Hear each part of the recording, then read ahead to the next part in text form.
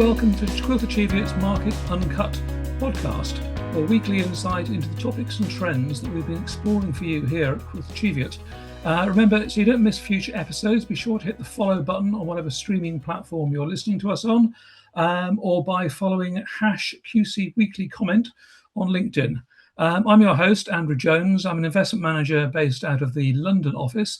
And this week, I am pleased to be joined, as always, or as almost always, by Richard Carter, head of fixed interest and our general purpose macro guru, and our own source of Roman virtue, Maurizio Carulli, who'll be talking to us about oil, gas, and miners. So, Richard, I don't think we're going to be short of things to talk about on the macro front this week, because it's been a somewhat tumultuous weekend politically. Now, Labour actually had a slightly better result in they lost fewer council seats that were expected. I think the low estimate was 1,500, and they actually lost about 1,400. But it certainly seems to be all to play for. And we obviously have a stalking horse in play now. I don't know if you remember Anthony Mayer. I think you're old enough to. I certainly do. And the effect he had on the Tories. But obviously, we're primarily interested in the effects on gilts and on sterling and so on. So, what are your thoughts on what's transpired over the weekend and back end of last week, Richard? Yeah, no, it was an interesting political weekend. I mean, the area I live, Twickenham, the Liberal Democrats won 54 out of 54 seats. So maybe I'm not well versed to talk about the rest of the country, but yeah, I mean, it's clearly a question now whether Keir Starmer can cling on to his job as Prime Minister. His leadership's looking shaky, and I think the sort of markets would like to see a bit of an end to all this uncertainty. I do remember the stalking horse, Anthony Mayer, was it? I do remember him, although that's going back a few years. So the current stalking horse, Catherine West, obviously hoped to trigger some high-level, potentially sort of cabinet-level resignations, but that hasn't happened so far. We've had this statement from Angela Rayner with her sort of leftist kind of policy pitch that she thinks will appeal to Labour MPs, and obviously she wants to see Andy Burnham come back into Westminster, but.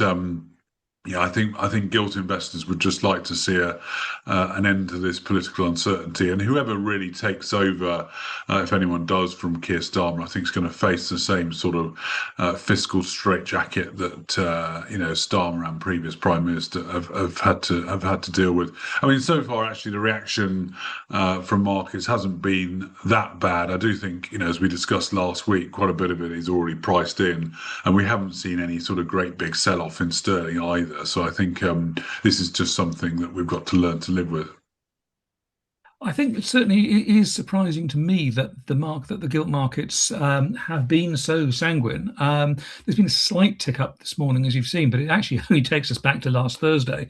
Beginning of last week, gilt yields were higher. So, I mean, I guess, as you say, that is the answer as to what's in the price. Well, this is in the price, which is what we kicked around last week. One other thing I was going to say, based on to follow up what we said last week, you'd mentioned that you were in a conference with which had featured Gordon Brown, and I don't suppose at that time you'd really thought he'd be returning to government anytime soon.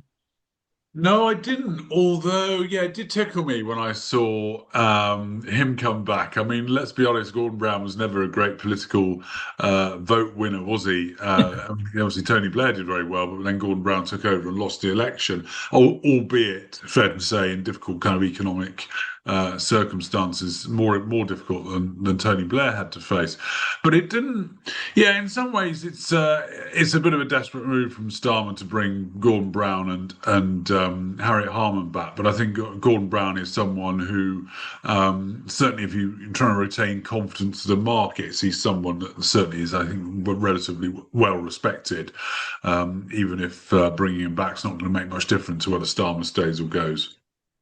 Well, Starmer's on his hind legs at the moment, I believe, giving a speech, which is one of his many reset speeches. So I guess we'll see how that goes on towards the end of the day, because I think Catherine West will have to decide on the basis of that whether she's going to go or not. And obviously, she's been presumably, or I read at least, being lent on fairly hard by the leftist members of the leftist MPs not to go too soon in case she freezes out Andy Burnham, who, again, as we discussed last week, does have a route back, but not a route back instantaneously. So I think it'll be interesting to see how things play out over the next 24, 48 hours. Yeah, totally. And I think the key to watching any situation like this is do you start to get high level cabinet resignations? Because if they're all going to, that's what we've seen with the Tory party before, if they all stay in place and continue to back Starmer, then he might just get through this current period. Yeah, he'll grind on until other more attractive candidates to the parliamentary party are available. Okay, well, one thing that the political turmoil, it's not really turmoil, is it? But political noise, shall we say, in the UK has done is freeze the Gulf War 3, I think I call it these days, off the front pages and out of the forefront of our minds. And I think that is very unfortunate, because it looks like there's a very ugly standoff being arrived at the moment. Trump is clearly not going to pay attention to his 60-day congressional window of opportunity for the war before having to consult Congress. Apparently, the fact that there is now a ceasefire means that, or in his mind, now that there is a ceasefire, that doesn't mean that means he doesn't have to seek further congressional approval. And he has rejected Iran's latest proposals. So, Maurizio, how do you see the situation in the Gulf? And I'm going to ask you to come up, if you could just tell us in broad outline where we stand at the moment, that'd be useful. And then I'd be really interested in your comments on the disconnect between current oil prices, for physical delivery, the Brent prices we used to see reported in the news, and what that's likely to mean for inflation. Because you made some very interesting comments on that last week. So, Maurizio, over to you. Yes, Andrew, thank you very much. First of all, what is the situation? It has been now slightly more than 2 months that the Strait of Hormuz has been blocked, with virtually no ships passing through, and therefore a significant disruption to oil and gas supply to the entire world, as well as a significant reduction in the flow of fertilizers as well from the area. It looks like the standoff will continue for a while, because both the US and Iran are apparently unable to reach an agreement, given their very different positions in terms of how to reach an agreement, and frankly also an element of distrust from both sides that doesn't help the negotiations the Pakistani government is currently running. In terms of what can happen in different scenarios, I mean, most energy analysts, including myself, for what it's worth, believe that even if the Strait of Hormuz fully reopens tomorrow morning by a miracle, oil prices will not revert to the $65 per barrel level that we saw before the start of the Iranian war. And this is mainly for 3 reasons. The first is because some physical damage to oil and gas infrastructure in the Middle East has occurred, and that will need at least 12 months to be repaired. Therefore, there is a supply restriction there that will remain for quite some time. The second reason is because countries will need to replenish the now depleting oil strategic reserves, and industrial and commercial operators will also need to replenish their own oil inventories. And third point, that because after there has been 2 significant energy shocks in recent years, first the Ukrainian war and now the Iranian war, oil markets will likely build in some disruption premium in their price forming mechanism. If the closure of the Strait of Hormuz will continue for much longer, then of course the reaction of oil price could become non-linear and therefore to shot up upwards, and potentially we can start to see petrol rationing, manufacturers cutting output, etc. I must stress that so far we have not really experienced that, and that has been thanks to previously robust level of inventories and of strategic reserves that has been released.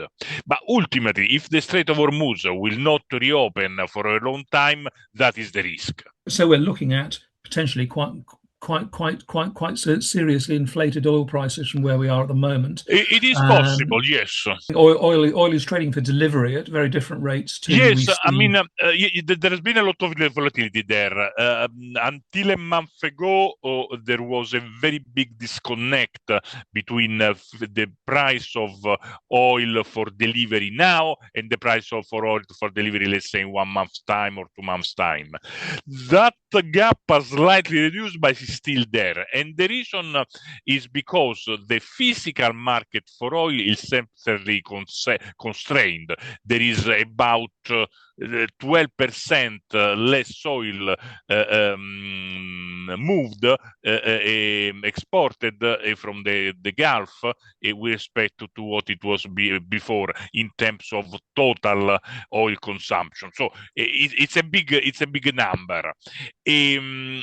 Whilst the contracts for delivery to 1, 2, 3 months away or even longer are more financial contracts, and therefore there is less immediate need for physical delivery. So this is the difference. Of course, the problem is that the more the Strait of Hormuz remain closed, and the more the physical market for oil will get more importance in terms of price formation for the oil price. And therefore, we may well see that once, if scarcity occur in a significant way, i.e.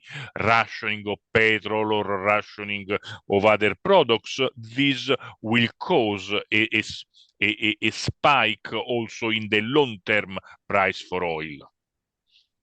Now, that is not good news, Maurizio, not good news at all.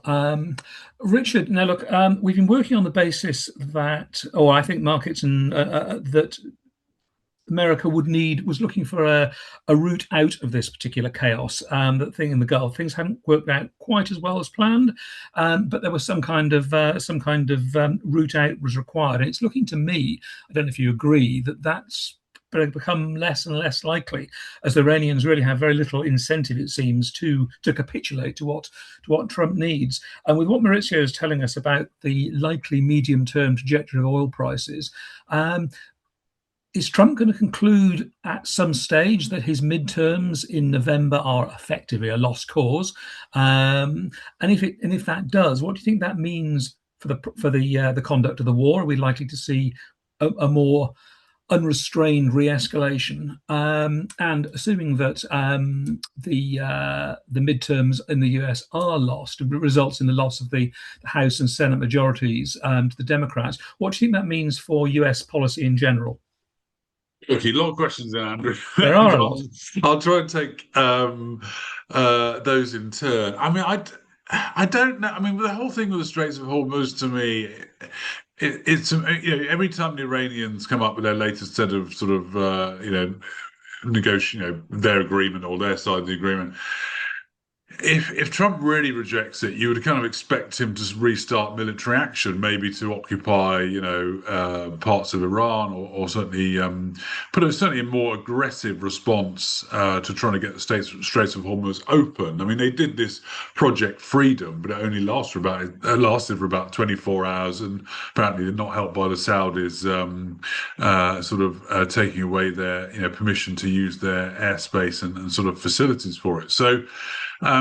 I think Trump's really stuck in a bind with this. I mean, he's off to see President Xi this week. Maybe he'll put pressure on the Chinese to try and get the, Iranians to make some more concessions. But everything I see makes me think that Trump really doesn't want to restart the war at all, and is just hoping eventually the Iranians will, or the negotiators and U.S. negotiators and the Iranians will come to some sort of agreement.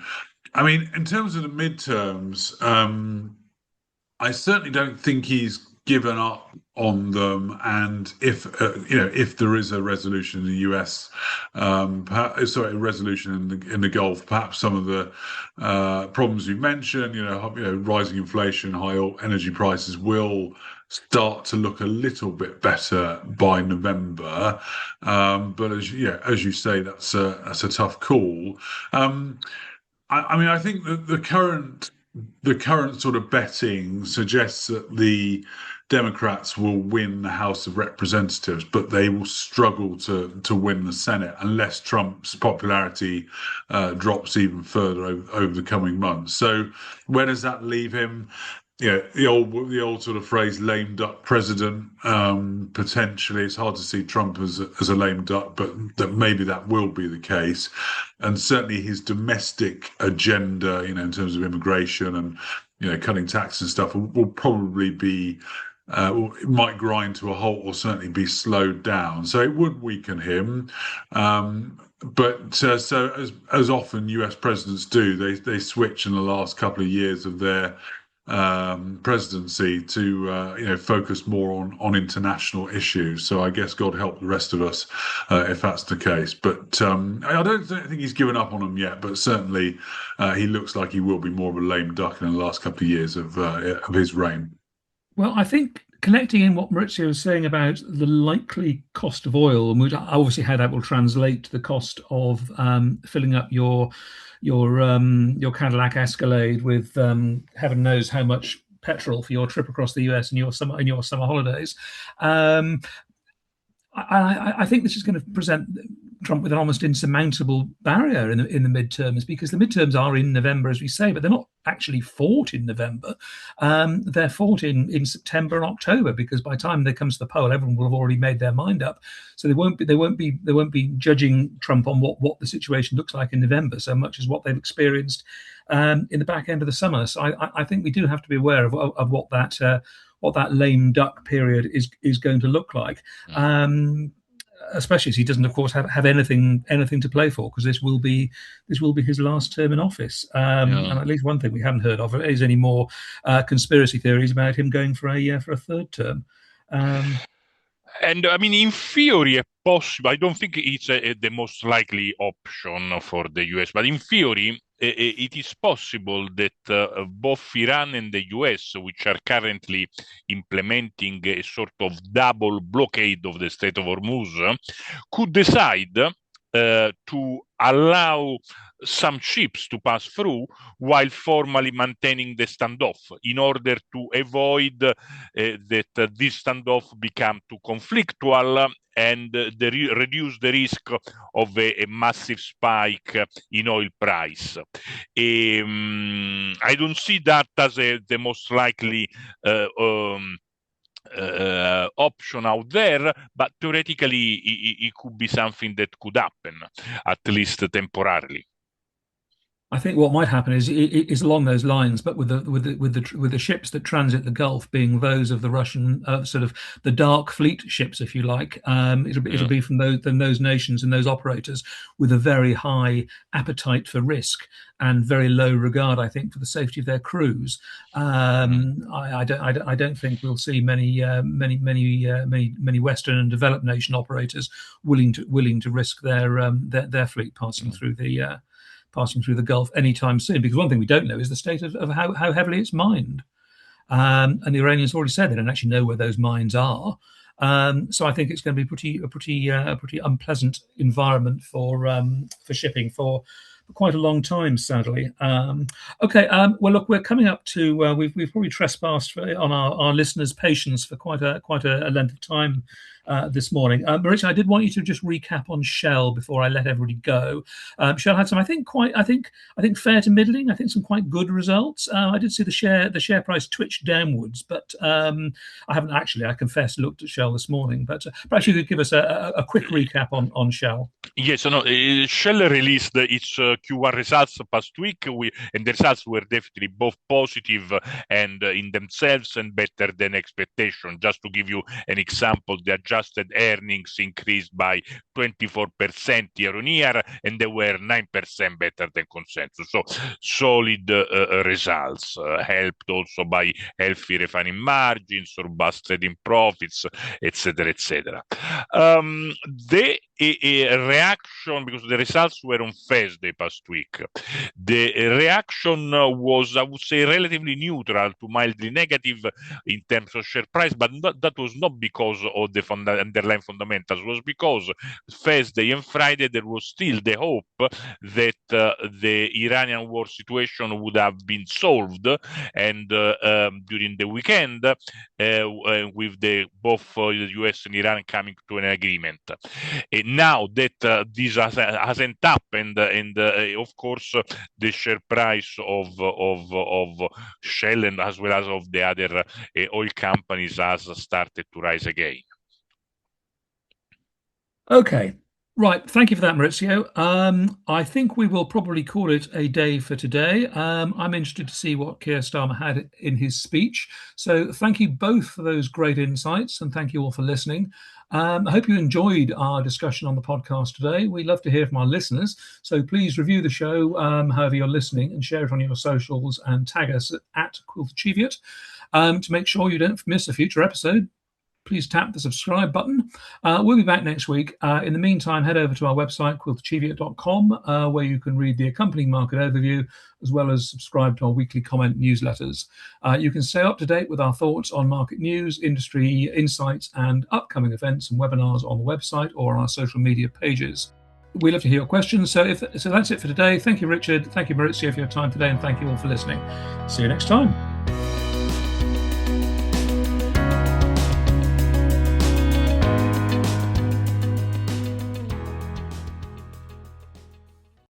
This podcast is marketing material, not investment advice or research material. Investments can go up as well as down, and past performance isn't a guide to the future.